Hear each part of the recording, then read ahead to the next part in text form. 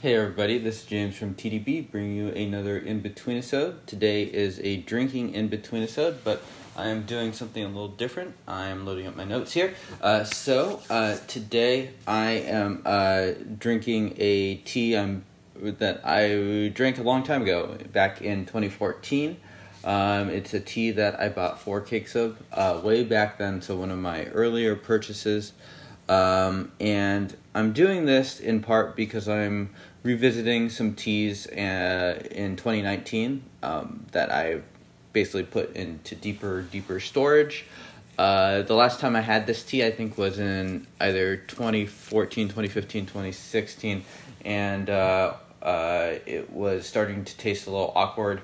It wasn't quite as focused and not quite what I remembered it when I originally ordered the sample. As you can see from the cake, I have drank quite a bit. Most all of that was pretty much immediately when I got the cake, so it's one that I've had around. It used to sell for $24, and I just checked Yunnan sourcing, and it is $72. And perhaps it is about to go up in price, as we're right around when Scott raises his prices yearly. So the tea is the 2012 Purple Yiwu tea. It's purple, and you can see from the cake that it's extremely dark. That is definitely not from storage. It started out quite dark, and that's part of why it is purple. And I think I was initially attracted to this cake because it had a lot of positive reviews. Right when I was getting into Pu'erh, I tried it. I enjoyed it. I think Jacob Temek in particular really liked an earlier version of this cake, if I remember right. And people seem to place it sort of in a similar category as most other Yiwu teas. So after redoing my storage, pulling a couple cakes to retry out of there, I'm kind of excited to revisit this.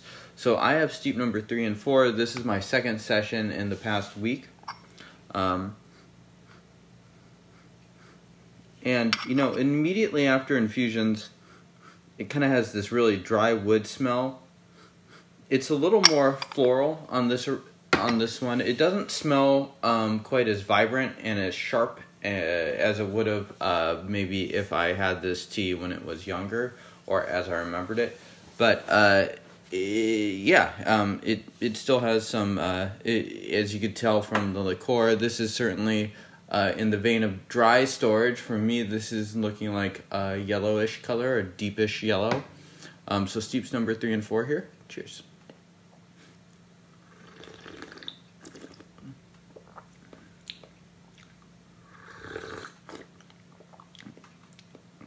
So there's sort of a graininess, a lighter, drier wood to it.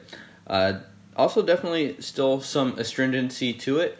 My initial notes to this that I took way back in the 2014 Tea of the Month report back in spring 2014, so 5 years ago, had this as sweet and slightly astringent. And, you know, I would say that those two descriptors would still apply here, but I'm almost certain that the tea has changed. I don't think it's quite as high-noted in terms of floral notes and things like that. It's not sort of like those rich floral creamy notes. But it definitely still does have a florality to it, if that's a real word. Yeah. The leaves themselves lighten up a little bit as they do brew. So steep number 4 here. I'd say that the body of it is still pretty good.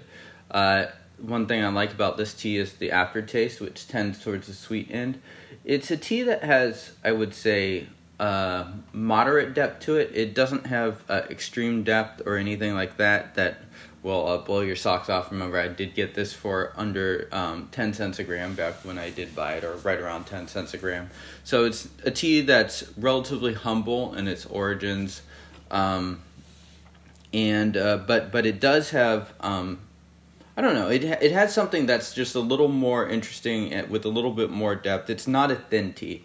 In fact, I think it's a decently substantive tea for what it costs back then. Cheers.